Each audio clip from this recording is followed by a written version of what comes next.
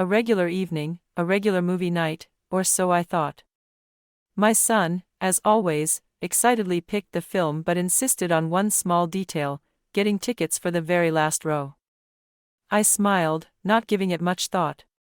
Let him choose, it didn't matter where we sat, as long as we spent time together.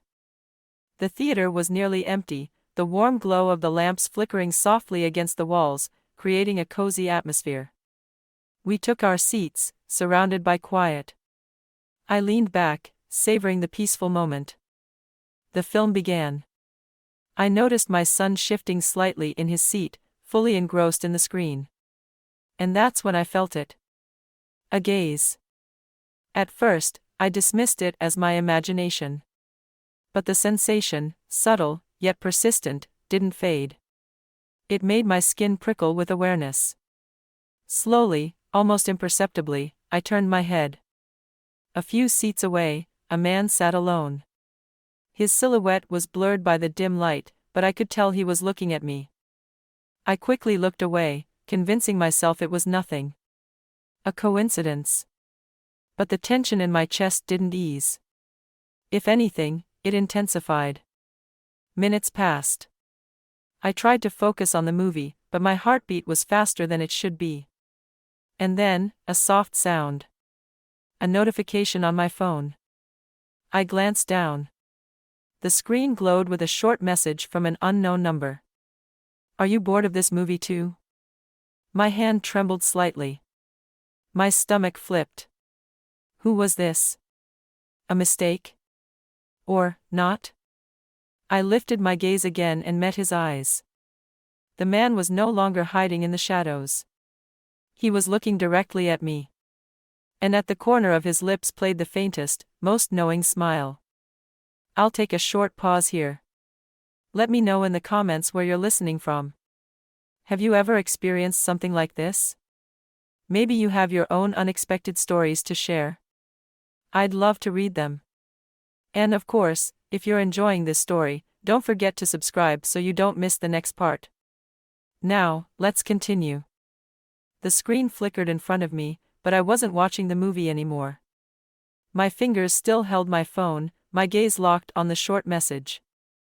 "Are you bored of this movie too?" I swallowed, feeling my heartbeat skip. An unknown number. A stranger. A mistake? Or not? I lifted my head and glanced back at the man. He didn't look away. If anything, he seemed to be waiting for my reaction. The glow of the screen occasionally caught his face, calm, confident, with a hint of amusement. A strange mix of emotions swirled inside me: unease, curiosity, excitement. It was dangerous, but not the kind of danger that made you want to run. I looked down at my phone again. My fingers trembled slightly, but I typed back. "Do you always text strangers like this?" The message sent, and I held my breath. Seconds passed, stretching endlessly. Then, a new notification. "Only the ones who notice me first." A shiver ran down my spine. This wasn't random. This man knew I had been watching him. I pretended to focus on the movie, but my mind was somewhere else. A part of me wanted to know more. Another part warned me, this was dangerous. Then, in the dim light, I saw something else. A bracelet on his wrist. Familiar. Too familiar.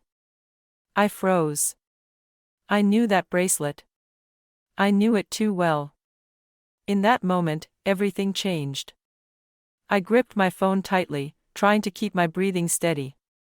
My mind was a whirlwind of conflicting thoughts. This was madness. A game I shouldn't be playing. And yet. Did you know that the back rows hide the most interesting stories? The words on the screen burned into me. My rational side screamed to close the phone, to pretend nothing happened, to forget. But another part, bolder, reckless, urged me forward. I looked at him again. He hadn't looked away. His eyes held something unsettling, a mix of confidence, challenge, and something else, something that made my pulse race. My fingers trembled, but I typed back. Do you often create such stories? The message sent, and my heartbeat pounded in my ears. I knew I was crossing a line. His reply came almost instantly. Only when I meet someone willing to take the risk. I swallowed hard. It was a challenge. A direct, dangerous challenge.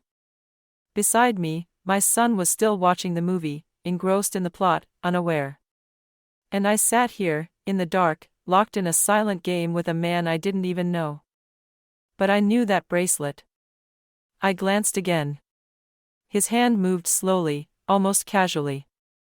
He brushed his fingers over his wrist, shifting the bracelet slightly. I recognized that movement. I had seen it before. But not here. Not in this theater. I couldn't pretend anymore. I leaned forward, pretending to adjust my bag, but in reality, getting closer. My skin tingled, my body thrumming with a mix of fear, excitement, and an urgent need for answers. I typed another message. Who are you? The man glanced at his phone, then back at me. And then, with slow deliberation, he typed his response. Someone you've met before. But in a very different place. Something inside me snapped. The world around me faded. I knew he was telling the truth. But who was he? And why did I feel like this night was about to change everything? I no longer heard the sounds of the movie. They had faded into a meaningless, distant hum. My focus was only on him. This man, appearing out of nowhere, had completely shaken my reality, broken the limits I had always known. Who was he? Why did his presence affect me so strongly? I couldn't look away. His quiet confidence, that gaze filled with challenge.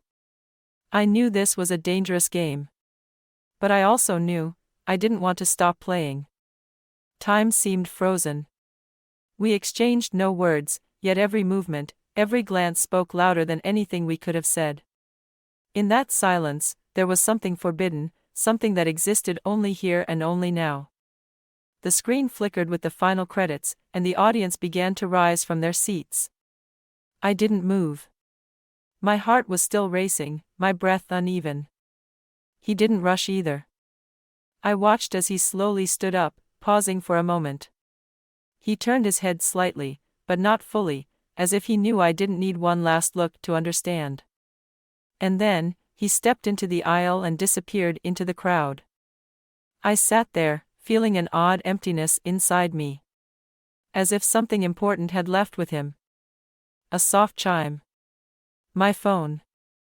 I glanced down. You won't be able to forget this night. Neither will I. I didn't reply.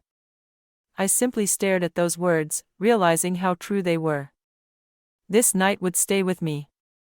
I didn't know if I would ever be able to come to a theater again and just watch a movie. If I could sit in the dark and not think of this, the risk, the temptation, the secret that would remain between us. I stood up and slowly walked toward the exit. But something inside me had changed. And now, every time I step into a theater, I'll catch myself wondering, is he here again? What do you think about this story? Have you ever experienced something similar, an ordinary evening turning into something unexpected? Share your thoughts in the comments, your opinion means a lot to me. I truly appreciate each of you, and your support is incredibly important. Don't forget to subscribe and leave a like so you don't miss the next thrilling stories. And if you've listened to the end, write in the comments, some encounters stay with us forever. Wishing you a wonderful day.